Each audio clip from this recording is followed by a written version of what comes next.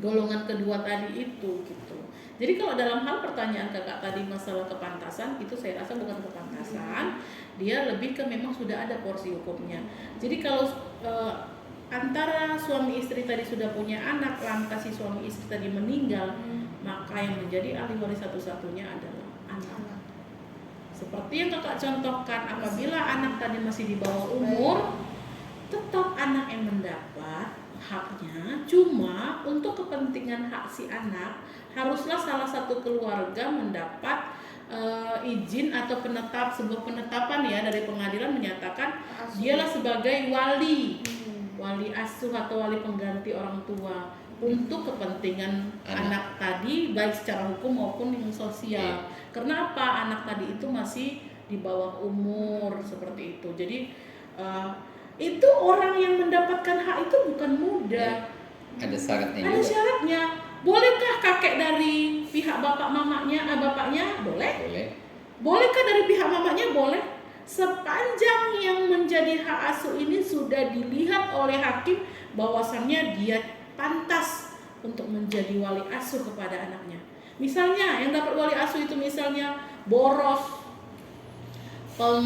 pemabuk, maaf ya, misalnya peminum, tidak mempunyai penghasilan, suka poya-poya, tidak peduli terhadap anak. Berarti kan dia memohon menjadi wali asuhnya ini kan ada kepentingannya untuk mengambil harta anak tersebut. Kan ada kemungkinan udah didapatkannya wali tadi asuh dari pengadilan, suka-suka hati dia mempergunakan harta si anak dan si anak ditelantarkannya. Ada kemungkinan dong, ya kan? Nah, maka hakim harus lebih jeli bahwasannya orang yang memohon menjadi wali asuh tadi ini haruslah orang yang pantas ya dan layak diperlihatkan. Ya, hakim zaman sekarang mungkin sudah paling paham lah. Pantas nggak orang yang mengajukan permohonan, karena permohonan itu harus diajukan dulu. Tidak serta-merta hakim langsung menjatuhkan, karena dalam hukum ini bapak lebih berkuasa, keluarga bapak atau keluarga mama, tidak bisa. Mau baik keluarga bapak atau keluarga mama, haruslah orang yang pantas seperti itu. Tambahan dari ini ya, sama. Seperti itu. Artinya sebenarnya kalau di warisan ataupun gono gini kembali lagi ke kesepakatan. Tapi harus kita pastikan ya, kalau gono gini harus dibagi rata. 50-50. Saya yang bekerja, misalnya ada suami istri nih, yang bekerja suami, enak aja lu bilang bagi rata, kan aku yang mencari, kamu dapat sedikit, tidak bisa. Walaupun suami yang mencari tetap dibagi 2 kalau sudah bercerai. Begitu juga kalau istri yang kerja, suami tidak bekerja, maka tetap dibagi rata 50-nya itu. Nggak bisa kita egois, kan aku yang kerja. Tapi jangan gara-gara itu, malas lah, capek-capek aku kerja nanti untukmu juga. Jangan gitu juga. Gitu. Jadi kita ya dalam hukumnya harus bagi rata. Beda dia dengan warisan. Kalau warisan itu sudah ada porsi masing-masing. Artinya kalau kayak dibilang uang suami itu uang istri, tapi uang istri itu nggak berlaku. Itu salah itu. Kalau di dalam kehidupan berumah tangga mungkin saja. Iya. Tapi kalau dia ini kan konteksnya kalau terjadi perceraian, artinya harta bersama itu kan harus dibagi. Nah, sistem pembagiannya seperti yang disampaikan oleh Bu Maya tadi, 50% bagian si suami, 50% bagian istri. Tidak dilihat siapa yang mencari. Tapi digarisbawahin dulu. Apa itu? Keluarkan dulu hutangnya kalau ada hutang. Ya, kalau artinya yang kan gini. Hutang itu seperti apa, Kak? Hutang selama dia berumah tangga itu bagian dari harta bersama juga. Artinya bukan hanya harta saja, misalnya dia punya mobil 5 gitu kan, rumah 6, terus yang dibagi hanya itu saja, tidak. Hutang itu harus tanggung jawab bersama juga, 50-50. Jadi selama berumah tangga ada hutang, terjadi perceraian, itu menjadi tanggung jawab bersama. Semua dibagi 2, hutang dibagi 2, dosa pun dibagi 2, gitu lah kira-kira ya kan. Jadi kalau dia terjadinya perceraian, harta bersama ini hak anak nggak ada terhadap harta itu. Tetapi kalau dia di dalam warisan, hak anak ada. Makanya saya bilang tadi di awal, bedanya itu kematian. Meninggalnya si pewaris, maka timbullah warisan itu. Itu dia. Ya, tapi nanti timbul pertanyaan, loh kenapa cerai hak anak nggak dapat, tetap ditanggung oleh orang tua. Iya, karena kan gini, Itu dia. di dalam undang-undang perkawinan itu kan sudah jelas diatur bahwa Anak. seorang ibu itu mempunyai tanggung jawab mengasuh anak Iya. dan si bapak menafkahi. Menafkahi. Walaupun dia itu sudah bercerai, Tetap. anak itu sama si ibu itu tanggung jawab dia tetap harus dia Berjalan. jalankan selama dia masih mampu untuk bekerja. Tetapi kalau dia memang di perjalanan ini tiba-tiba dia tabrakan, nggak bisa dia lagi nyari makan, maka tanggung jawab itu beralihlah kepada si ibu. Gitu dia. Jadi makanya sehingga walaupun bercerai si ibu dan si bapak ini, walaupun anaknya ini tidak mendapat harta bersama, tetapi tanggung jawab orang tua untuk menjaga, menafkahi, membesarkan itu tetap harus dijalankan. Konsekuensinya apabila tidak dilaksanakan penelantaran, pidana. Jadi ibu ini lebih pakar untuk pidana. Jadi penelantaran ya.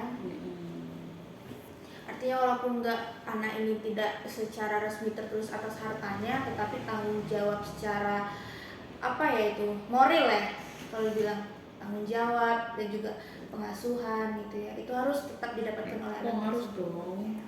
Makanya kalau setelah dia nggak mendapatkan haknya itu, dia bisa membuat laporan terhadap Orang tuanya. yang dia rasakan kepada orang tuanya. Misalnya ini kadang-kadang kan maaf ya laki-laki ya, kadang-kadang Sering setelah dia cerai Iya. dapat istri baru, anak tidak pedulikan, Benar. ya kan, ditelantarkan. Terus salah kadang-kadang aku palak nih karena anak mantanku. Iya ya. Yang mantan kan istrinya, Iya. anaknya kan nggak pernah jadi mantan kan gitu ya.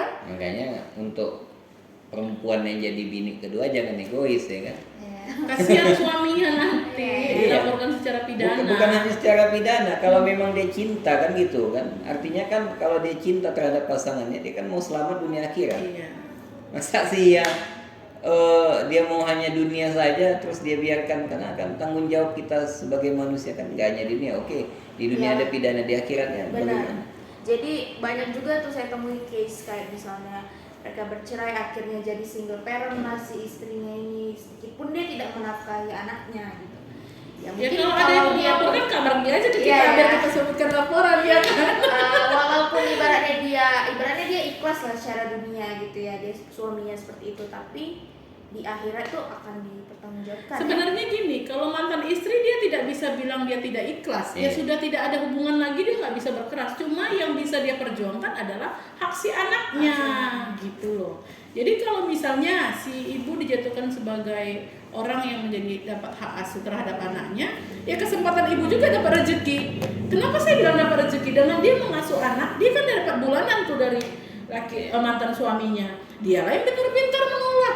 Jangan karena dapat uang itu dipergunakan untuk kepribadiannya, itu yang salah. Iya. Itu dia. Memang dia nggak punya hak lagi mendapat apapun kepada mantan suaminya. Artinya kepentingan anak itu harus diutamakan. Yes. Jangan ya, bukan berarti jangan berpikirnya aku sudah cerai, enak kali nanti ku kasih uang itu untuk makan dia, dia bilang. Berpikirnya rata-rata kan laki-laki kebanyakan seperti itu. Dia nggak ingat ya kan, itu kan darah daging dia. Laki-laki mana? Saya nggak berani bilang ya. Kebanyakan saya lihat permasalahan. Ada beberapa, seperti itu. karena kan kita nggak bisa bilang semua laki-laki seperti Iya. itu ya. Gitu. Cuma dari pengalaman lah ya. Iya. Ada beberapa yang kita tangani itu seperti itu. Oke, seru banget nih pembahasan kita sepertinya. Ini kayaknya next episode tentang perceraian. Cocok ya?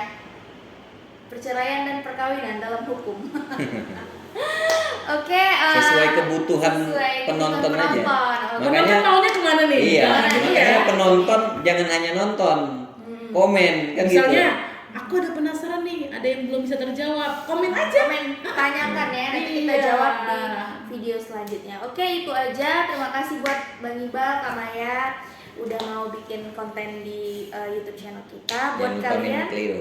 oh iya, jangan lupa minum Cleo. Nah, karena aku udah sering bilang subscribe, sekarang gantian. Kak Maya dan Om Iqbal yang ngomong subscribe. Ikut aja deh.